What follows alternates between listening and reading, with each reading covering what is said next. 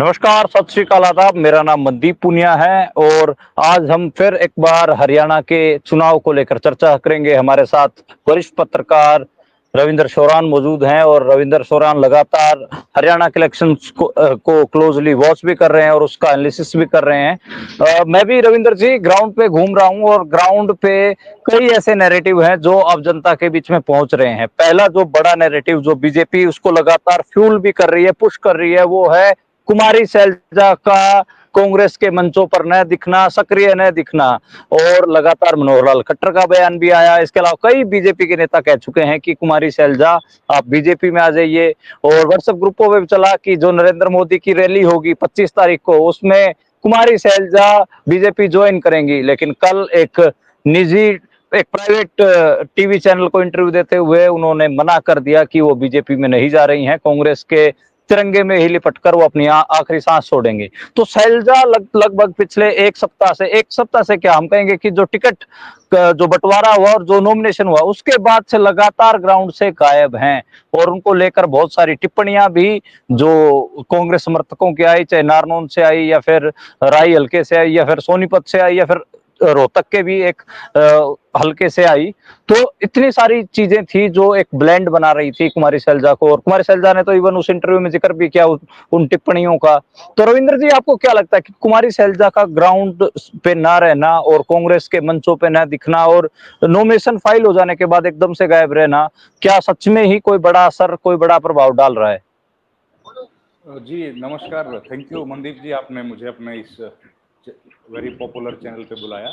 और देखिए, मुझे तो इतना ज़्यादा असर लगता नहीं है। ज़रूर नैरेटिव सेट करने की कोशिश बीजेपी कर रही है, क्योंकि बीजेपी के पास इसके अलावा कोई और मुद्दा ऐसा है नहीं जिसको बीजेपी कैरी फॉरवर्ड कर सके। अभी तक बीजेपी ने हम्म। जो भी नैरेटिव सेट करने की इस पूरे इलेक्शन के कैंपेन के दौरान कोशिश की, वो सब फेल हुए हैं। हम्म। ये थोड़ा सा हम्म। मुद्दा जरूर चला क्योंकि शैलजा ने अपने आप को पुल बैक किया है इस पूरे इलेक्शन के कैंपेन से। लेकिन उसके उनके नाराजगी का कारण क्या था वो तो जनता के बीच आ ही गया है। जो 2 विधानसभा की सीटें थी वो सबको पता ही है। तो उसका अगर हम्म। उसकी वजह से जनता में कुछ असर पड़ा है और लोग उनके जो मतदाता थे वो पीछे हट गए, तो फिर अगर कल 26 से या 27 से उन्होंने खुद बोला कि 26 से वो प्रचार में आएंगी, तो 26 तारीख के बाद वो लोग वापस जुड़ जाएंगे। अगर उनके हम्म। ना आने से फर्क पड़ा है तो 26 को फिर वापस आ जाना चाहिए उन कैंडिडेट सारे वोटर्स को। तो हम्म। अब इस तरह की बातें देखिए इलेक्शंस में उठती रहती हैं। मेरा तो एक्सपीरियंस यही हम्म। है कि बीजेपी अब वो ताकत खो चुकी है कि वो आखिरी दिनों में इलेक्शन को किसी तरीके से टर्न कर पाए। टर्निंग पॉइंट्स हम्म। बीजेपी के पास खत्म हो चुके हैं। बीजेपी नैरेटिव सेट नहीं हम्म। कर पा रही है। बीजेपी के पास वो दमदार नेता नहीं है जिनको सुनने के लिए हम्म। भीड़ आती हो। वो लोग नहीं बीजेपी हम्म। के पास बचे जिनके पास इश्यूज हों। कंप्लीट बाइपोलर इलेक्शन है। बीजेपी आज तक, इसके पहले भी कभी कर नहीं पाई। और बीजेपी का दलित, ये तो खैर एक इलेक्शन हम लोग बात कर रहे हैं। आप अगर पिछले 2 विधानसभा चुनाव देखिए, 2014 में दलित 17 में से जो 9 विधानसभा सीटों पर दलित उम्मीदवार बीजेपी के जीते। लेकिन दो पिछले चुनाव में तो 4 ही जीत पाए। तब तो कोई नैरेटिव नहीं था। फिर दलितों ने साथ छोड़ा ना बीजेपी का। और उसका रीजन केवल पॉलिटिकल थोड़ी है। उसका रीजन आप जमीन पे घूम रहे हैं। एक बीपीएल कार्ड का देखिए कितना बड़ा इशू है। फैमिली आईडी जो बनाई गई हैं और लोगों को राशन नहीं मिल रहा, तो राशन के लाभार्थी कौन लोग थे? अधिकतर यही थे ना, ओबीसी समुदाय के लोग या दलित समुदाय के लोग। तो उनको क्या इस नैरेटिव से कुछ बेनिफिट होने वाला है? उनका विरोध जो बीजेपी के साथ है, आप शहरी इलाकों में जब जाके देखेंगे, जिन लोगों के पास राशन कार्ड बने थे, जिनको राशन मिलता था, वो राशन तो नहीं मिल रहा है ना अब। उनको बीपीएल कार्ड जो मिलते थे, पीले कार्ड जिसको हम बोलते हैं, वो उनके कार्ड खत्म हो गए। और उसके पीछे क्या था पॉलिसी? फैमिली आईडी बनाया। फैमिली आईडी बनने से उन लोगों को डायरेक्ट लॉस हुआ और आर्थिक नुकसान हुआ है। अब आर्थिक नुकसान की भरपाई कैसे होगी? कांग्रेस तो उसका एक रास्ता दिखा रही है कि उनका आर्थिक भरपाई की जाएगी। लेकिन बीजेपी तो उन मुद्दों पे तो साइलेंट है ना।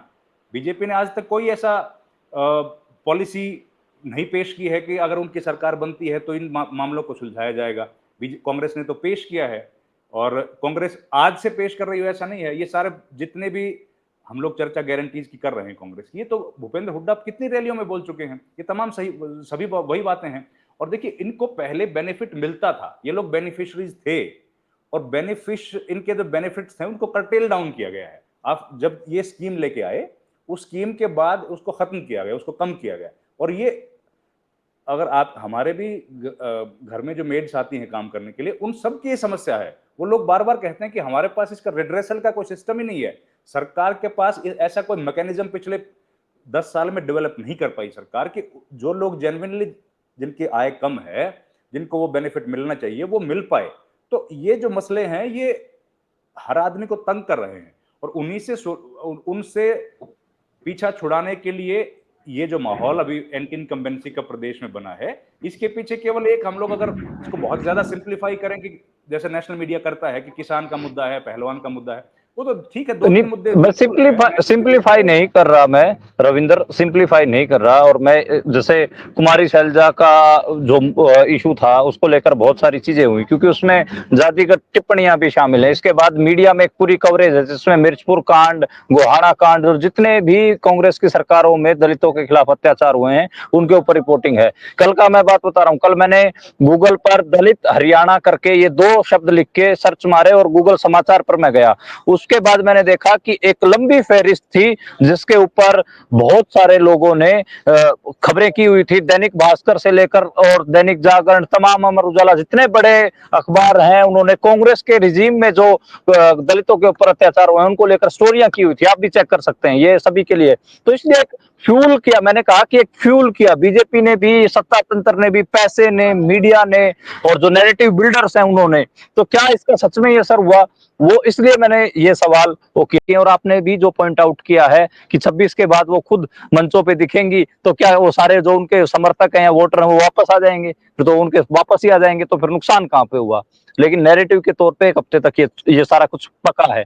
खैर, अगले सवाल की ओर बढ़ते हैं। जो अगला बड़ा नैरेटिव ये बीजेपी ने सृजने की कोशिश किया, सजाने की कोशिश की कि पर्ची और खर्ची। उसमें जो हमको पता है कि जो एक नीरज शर्मा है उनका बयान आया हो या फिर शमशेर सिंह गोगी का बयान आया हो, यहाँ तक कि जो कांग्रेस के प्रदेश अध्यक्ष हैं उदय भान, वो भी ये कह गए कि इस 2 लाख में 5,000 हमारे भी हैं।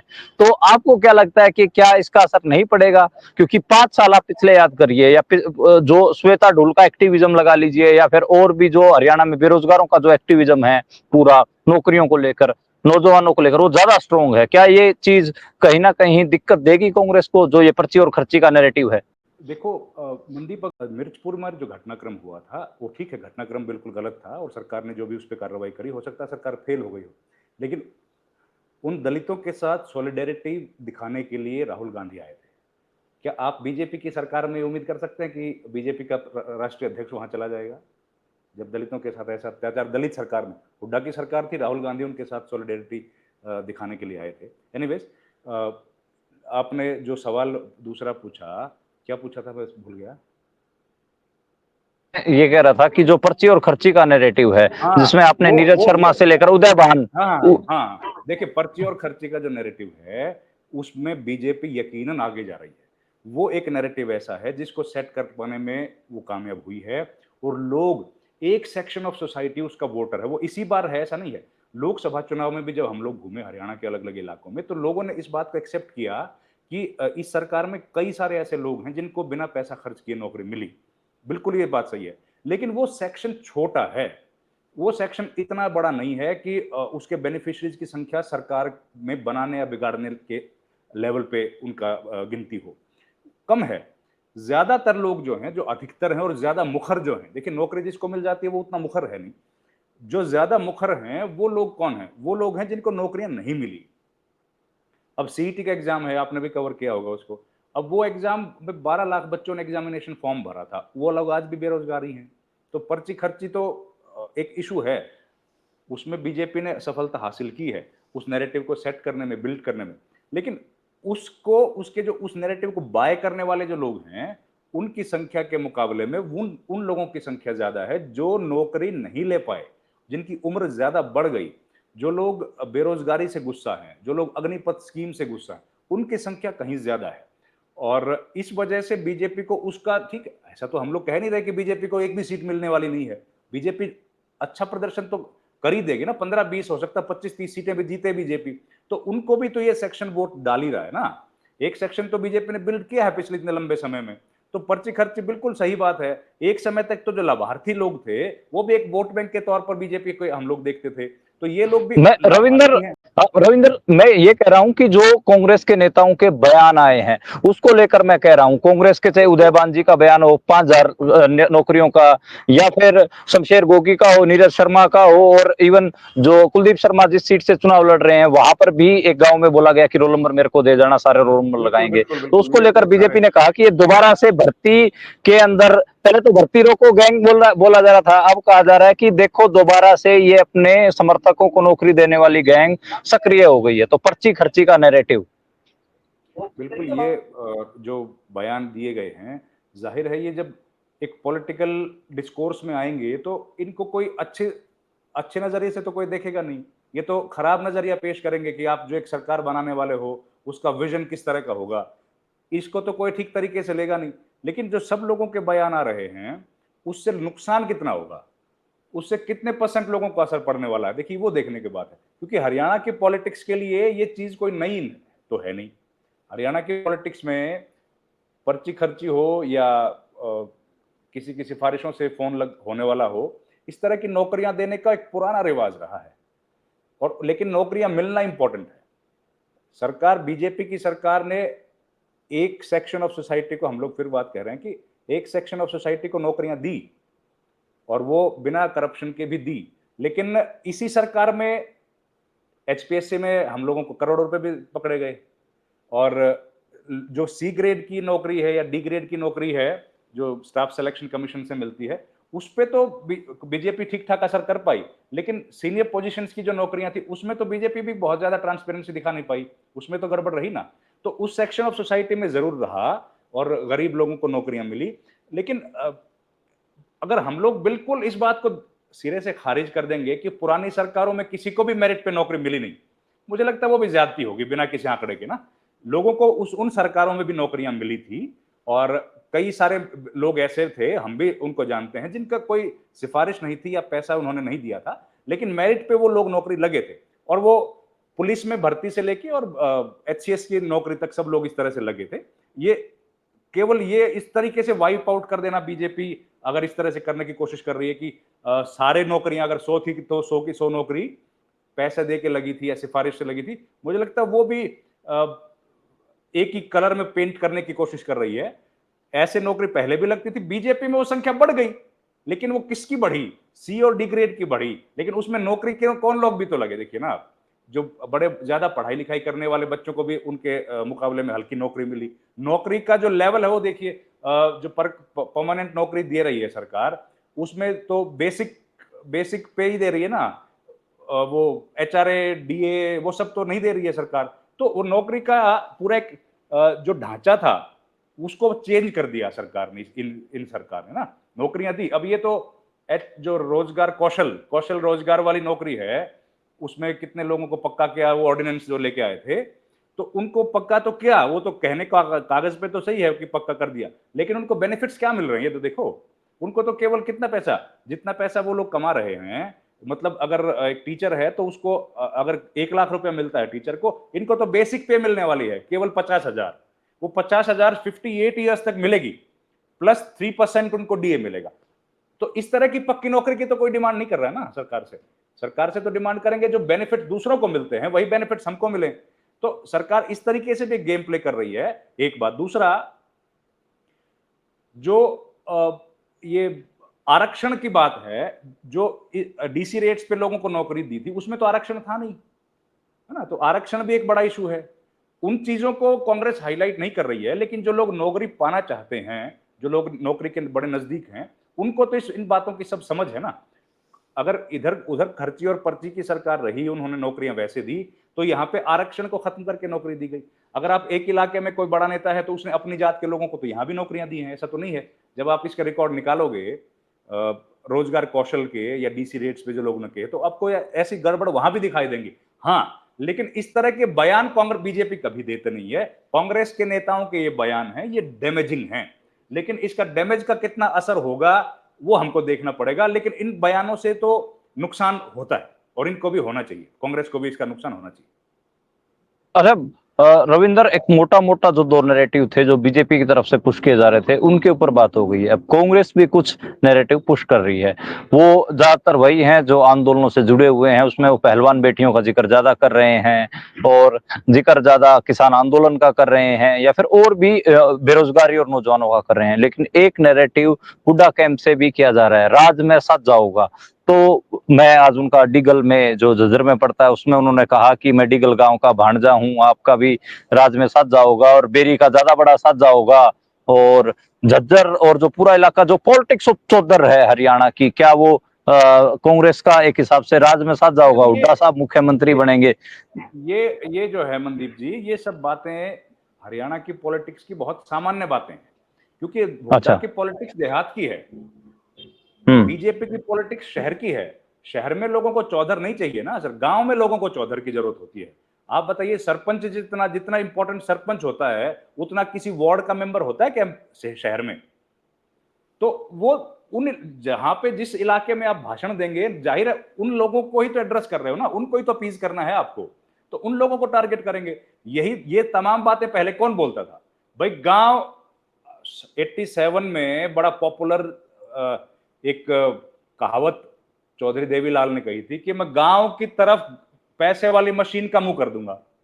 उन्होंने तो नहीं कहा मैं शहर की तरफ मुंह कर दूंगा, क्योंकि शहर के लोग नहीं मानते ना उस बात को, उनको पता है यार मैं ये तो नहीं बनेगी बात। उन्होंने गांव की तरफ मुंह कर दूंगा मतलब क्या था, 100 रुपए पेंशन में दे दूंगा, तो लोगों ने बड़ा खुश हुआ। राजस्थान में लोग उनके बारे में बताते हैं कि राजस्थान में जब वो गए तो उन्होंने कहा कि जो ऊंट हैं, ऊंट के हिसाब से हम लोग आपको पैसा देंगे, उनकी तनख्वाह कर देंगे। तो लोग जो जिस इलाके को आप एड्रेस कर रहे हो, अब कल अगर एसोचैम की मीटिंग में हुड्डा जाएंगे, अगर किसी फिक्की की प्रेस कॉन्फ्रेंस को या फिक्की के प्रोग्राम को एड्रेस करने के लिए जाएंगे, इंडस्ट्रीज को एड्रेस करेंगे, तब तो ऐसी बात नहीं बोलने वाले हैं वो, और करेंगे भी। बुद्धिजीवियों के सम्मेलन को एड्रेस करेंगे तब तो ऐसी बात नहीं बोलेंगे। जब वो जिस तरह का ऑडियंस होता है, जाहिर आप उस तरह से उनको अपीज करने की कोशिश करते हैं। और ये बेरी का जो इलाका है बिल्कुल देहात है, एक भी बड़ा शहर नहीं है। उस तरीके से हरियाणा तो आज भी अधिकतर तो देहाती है ना, और कांग्रेस का मूल वोटर किधर है? वही देहात में है। तो और लड़ाई क्या है? देखिए, रोहतक की मूल लड़ाई तो रोहतक की, हरियाणा में तो चौधर की तो लड़ाई है भाई। जमीन पे आप देखोगे तो ग्रामीण इलाकों में क्या चाहिए कि भाई, ये तो चलिए मुख्यमंत्री है, यहाँ सरपंचों की देखिए आपकी, अब इस बार चौधर, इस बार सरपंच हमारे पाने से होना चाहिए, ये भाई बहुत बन लिए। ये इस बार सरपंच जो है ये पुनिया नहीं होना चाहिए, शोरान होना चाहिए, इस बार ये हमारा होना चाहिए। तो ये सामान्य बात है, इसमें तो कुछ ऐसा नहीं है कि सरकार को कोई नुकसान होगा या कांग्रेस पार्टी कुछ और इसका बेनिफिट लेगी। यही बातें भजनलाल अपने इलाके में कहते रहे थे कि आप जो चाहेंगे आप कर सकते हैं क्योंकि आपके पास ताकत आएगी। वही चौधरी बंसीलाल कहते रहे थे कि इन इलाकों में भी चौधर आ जाएगी। देवीलाल ने हमेशा कहा। इन तीनों के बाद जब हुड्डा का नंबर आया तो वही पॉलिटिक्स कर रहे हैं। बीजेपी ने इस तरह की राजनीति नहीं की क्योंकि बीजेपी का वोट नहीं था। बीजेपी का वोट बैंक जो था वो मूल रूप से शहरी था। उनको इस तरीके से जुमले घड़ने की जरूरत नहीं थी। इन नेताओं को जरूरत है क्योंकि इनको अपने उसी पुराने परंपरागत वोट बैंक को अपीज करना है। रविंदर, आखिरी सवाल है आपको। जिस हिसाब से लोग कह रहे हैं कि बहुत सारे पत्रकारों से मेरी बात हो रही है, खुद मैं भी कैलकुलेट कर रहा हूँ सीट वाइज। जैसे मुझे जो एहसास हुआ कि कुछ 5-7 सीटें ऐसी हैं, जैसे मैं 65 के आसपास खड़ा, 60 से 65 के आंकड़े पे खड़ा था। आज के टाइम पे मैं अपना आंकड़ा कांग्रेस के लिए मैंने थोड़ा सा नीचे किया है, मैं 55 के आसपास, 50 से 55 वाली रेंज में देख रहा हूँ। और इसके अलावा और भी बहुत सारे पत्रकार इस बात को मान रहे हैं, कईयों ने लिखा भी है ट्विटर वगैरह पे और बोल भी रहे हैं 50 से 55 कांग्रेस को मान रहे हैं। क्या आपको लगता है कि जो ग्राफ जितना नीचे हमारे जैसे जो लोग हैं, जो पत्रकार हैं, वो कम कर रहे हैं, वो सच में ही है, ग्राफ कम हुआ है, या फिर ये हमारे जैसे पत्रकारों की बस एक ऐसे ही हमने कोई कैलकुलेशन लगा ली है?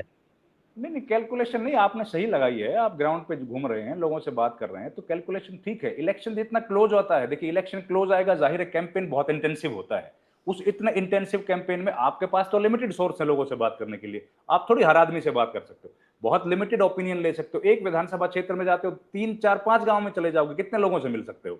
तो जाहिर है उसके बेस पे आप एक ओपिनियन बिल्ड करते हो। और ये वक्त होता है जब बड़ी पार्टियां जो होती हैं वो वोटर्स को कंफ्यूज करती हैं। अब इतनी बड़ी बड़ी विक्ट्री जब कांग्रेस की या बीजेपी की होती रही है प्रदेश में, इसके पहले भी, तब भी इतना एहसास तो नहीं होता था ना किसी को कि वो कंफर्टेबली बोल दे कि बीजेपी इतना ज्यादा क्लीन स्वीप करने वाली है या कांग्रेस इतनी सारा ज्यादा सीटें ले सकती है। जाहिर है कैंपेन इंटेंसिव होता है, और इंटेंसिव जो कैंपेन होता है वो वोटर्स को भी कंफ्यूज करता है, वो एनालिसिस करने वाले लोगों को भी कंफ्यूज करता है, सही आंकड़ा नहीं पेश कर सकते। इसलिए तो जरूरत पड़ती है ना, शुरू आपने जहां से किया था वो एक कंजर्वेटिव आइडिया आप लेके चलो। बहुत एंटी इनकम्बेंसी है, एंटी इनकम्बेंसी खत्म हुई है क्या? मेरे को तो लगता नहीं खत्म हुई है। लोगों में आज भी गुस्सा है, उन्हीं मुद्दों पे गुस्सा है। बाइपोलर इलेक्शन था, वो है कि नहीं है? आज भी बाइपोलर इलेक्शन है। बीजेपी ने ऐसा क्या मुद्दा लोगों को दे दिया कि जिससे लोगों को थोड़ी सहानुभूति मिली?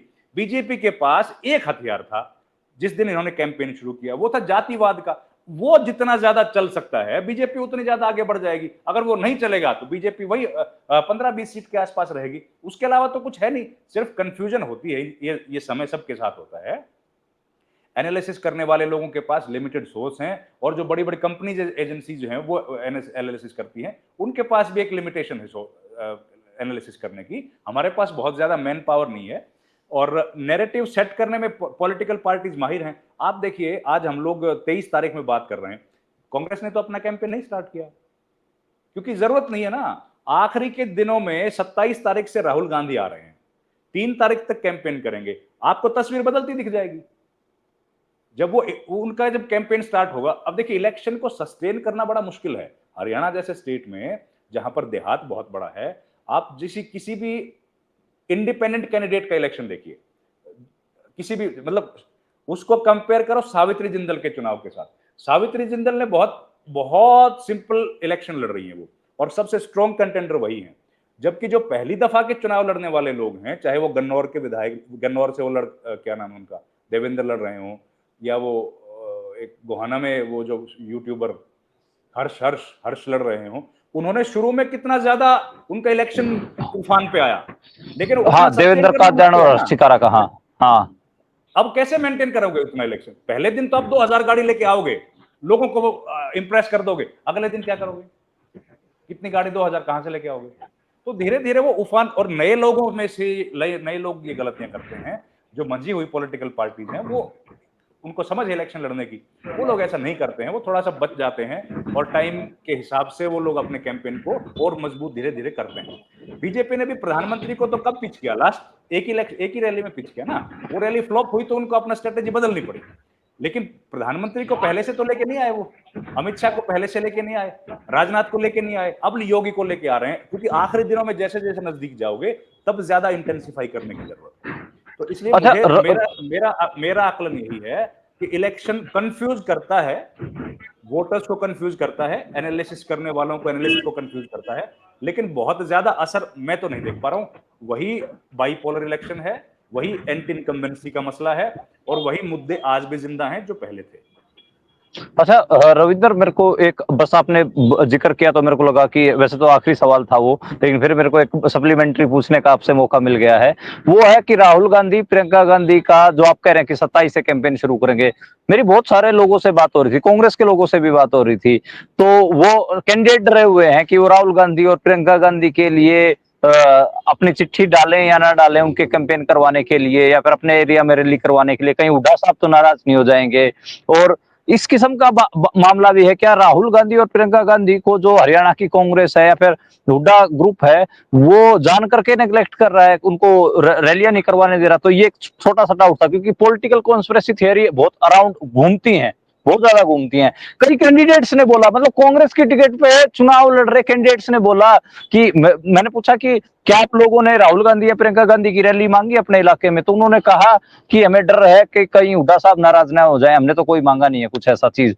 तो इसलिए मैं पूछ रहा हूँ, कैंडिडेट्स के मन में इतना भय, मतलब तो क्या ये पॉलिटिकल कॉन्स्पिरेसी थियरी कि राहुल गांधी और प्रियंका गांधी को हरियाणा के इलेक्शन से दूर रखा जा रहा है स्ट्रेटेजिकली हुड्डा, ये इसको कैसे देखते हो?